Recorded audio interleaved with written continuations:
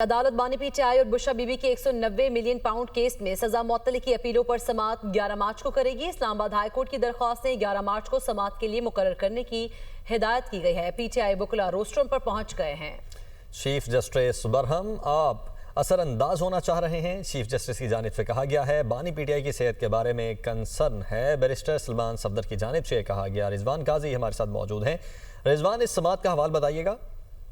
Islamabad high court ने 190 million pound case में बानी पीटीआई और बुशरा बीबी की सजा मुअत्तली की दरख्वास्तें जो है जल्द समाअत के लिए मुकर्रर करने की मुतफरक दरख्वास्त मंजूर कर ली है और 11 मार्च को ये दरख्वास्तें जो है वो समाअत के लिए मुकर्रर करने की हिदायत की है। चीफ जस्टिस सरफराज डोगर और जस्टिस मोहम्मद आजम खान पर मुश्तमिल डिवीजन बेंच ने आज समाअत की है और समाअत के आगाज में बैरिस्टर सलमान सफदर रोस्टम पर हुआ है। इस मौका पर बानी पीटीआई के हामी वकला की कसीर तादाद भी रोस्टम पर आ गई, जिस पर चीफ जस्टिस ने बरहमी का इजहार करते हुए कहा कि आप असरअंदाज होना चाहते हैं और तमाम वकला को अपनी नशिस्तों पर बैठने की हिदायत कर दी। बैरिस्टर सलमान सफदर ने दलाइल देते हुए कहा कि बानी पीटीआई की आंख का मसला है और बानी पीटीआई को आंख के इलाज के लिए अस्पताल लाया जा रहा है। 1 साल से सजा मुअत्तली की दरख्वास्त ज़ेर-ए-इल्तवा है।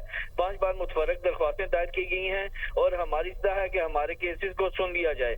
अदालत ने मुतफरक दरख्वास्त जो है वो मंजूर कर लिया और चीफ जस्टिस का ये भी कहना था कि पहले से फाइल जल्द समाअत की दरख्वास्तें जो है वो गैर मौसर हो चुकी हैं और अदालत ने तो पहले वाली दरख्वास्तें गैर मौसर हो चुकी हैं। रिजवान, बहुत शुक्रिया आपका।